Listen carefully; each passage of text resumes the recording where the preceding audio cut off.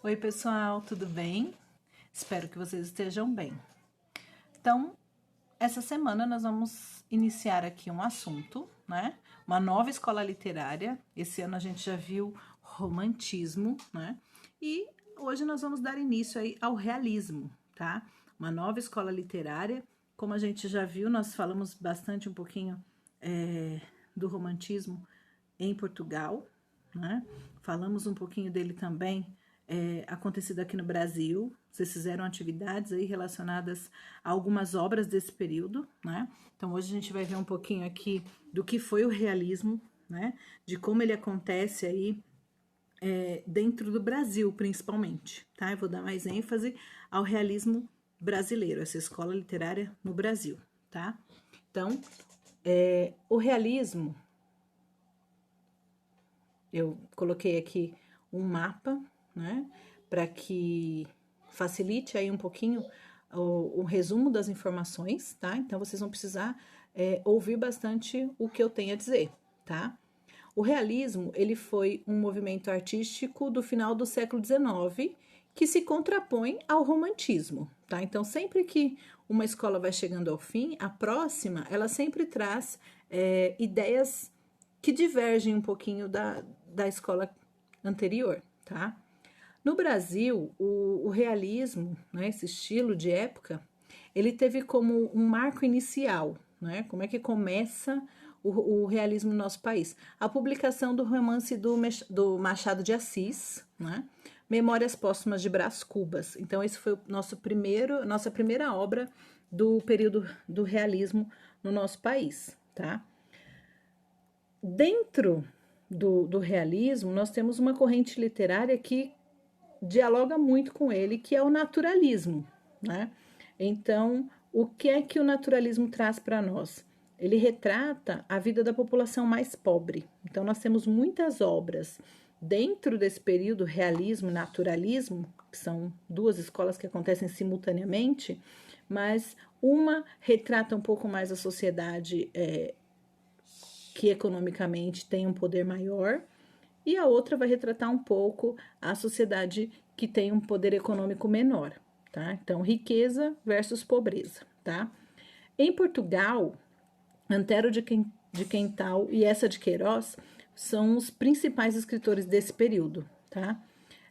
Quais são as características que nós temos dentro do realismo na nossa literatura, na literatura brasileira, tá?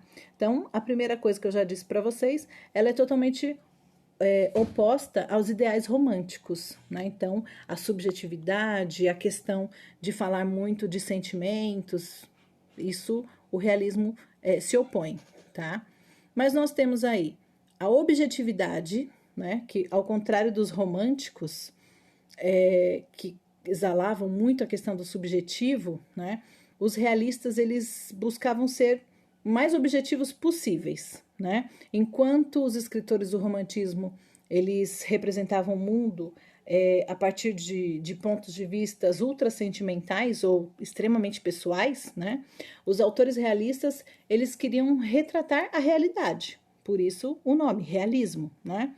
E eles queriam retratar da melhor forma possível, sem interferir com sentimentos, com opiniões pessoais. Tá? Então, tudo que eles faziam era descrito assim nos mínimos detalhes. Né? Crítica social.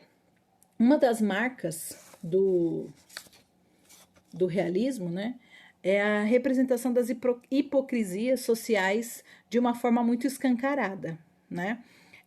O que difere também do romantismo, né? O romantismo ele exaltava muito a vida burguesa. Já o realismo, não, ele vai criticar muito as contradições e os moralismos que a elite burguesa possuía nesse período, tá? O realismo ele usa muito a ironia como uma marca retórica, né? Nas obras de Machado de Assis, a gente consegue perceber nitidamente traços de ironia dentro das suas descrições e narrativas. Então, vai expor muitas críticas, né, dentro das suas narrativas de uma forma bem irônica, tá? O realismo, ele tem um enfoque em descrições psicológicas, tá? Ele retrata não só a parte externa da sociedade brasileira no final do século XIX, mas representa uma excepcional descrição dos valores e pensamentos das personagens narradas. Então, cria-se dentro das suas obras literárias personagens que são muito conhecidos, né? Não só aqui no Brasil, mas mundialmente, e que das quais eles descrevem valores, né? Eu tenho certeza que vocês já ouviram falar sobre Dom Casmurro, Capitu, Bentinho, Primo Basílio, né? São personagens de um período realista, tá? Primo Basílio, nós vamos estudar em algumas aulas posteriores, né? Ele traz um tema bem bacana para a gente estar discutindo em sala, tá? O realismo, ele também utiliza os temas urbanos, né, sociais, e que falam do dia a dia. Então, entra nessa questão da crítica social, dessa descrição pura que é feita, né? Às vezes, em um livro, uma obra desse período, nós temos uma descrição fiel, né? Então, às vezes ele vai descrever como é o ambiente em que a pessoa está, e ele faz isso em 5, 6, 7 páginas para falar como é um quarto, como é uma sala, né? Para que o leitor possa ter noção de como é o ambiente, como é o personagem, como é a sociedade da época. Então, as descrições, elas são bem objetivas e são minuciosas, tá? Usa uma linguagem culta, né? Então, a leitura de algumas obras desse período, se você não tem um vocabulário muito extenso, ou não conhece algumas palavras que eram utilizadas no passado, ela se torna uma leitura mais difícil, né? Os temas urbanos, né? Fala muito a respeito da cidade, da sociedade no geral, e tem uma preocupação com o presente. Então, não vai ficar discutindo fatos do passado ou fatos do futuro, vai estar colocando dentro das suas narrativas os fatos presentes, tá? Quais são as influências desse período do realismo, né? De uma forma genérica, o realismo ele foi influenciado por novas teorias científicas, né?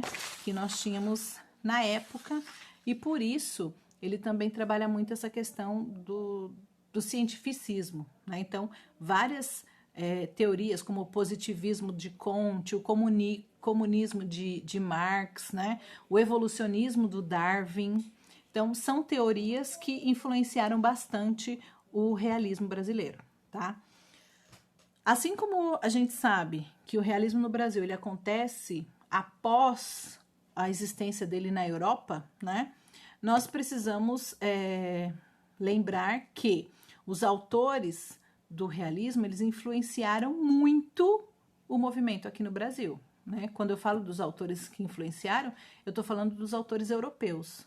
Então, como a gente já viu em outras escolas, os escritores aqui do nosso país muitas vezes estudavam na Europa. Então, eles traziam essas características da literatura europeia, né, para a literatura brasileira.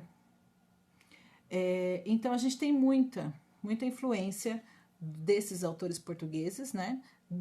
No caso, Antero de Quental e essa de Queiroz, tá? Contribuíram muito para que o realismo no nosso país acontecesse, tá?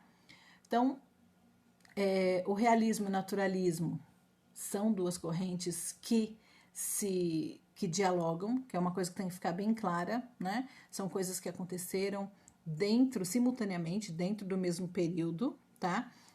Apresentam narrativas muito próximas, porém, o naturalismo ele vai dar uma ênfase, vai se preocupar um pouco mais com as camadas mais pobres da nossa sociedade, tá? Então, dentro do naturalismo, nós temos o Mulato, né? Que é a obra que inaugura o naturalismo no nosso país, e o Cortiço de Aloysio de Azevedo, tá? Se vocês procurarem no YouTube, tem alguns vídeos que mostram. O Cortiço é uma obra incrível, né? Porque além de mostrar muito a realidade, né? a gente se diverte um pouco com a história dos personagens, né? É uma história que conta detalhadamente, assim, como é que a sociedade, a camada pobre, né, do nosso país sobrevivia nesse período do século XIX, tá? Eu espero que vocês tenham compreendido aí um pouquinho, né? Gostaria muito, muito, muito de estar trabalhando isso com vocês em sala de aula, né?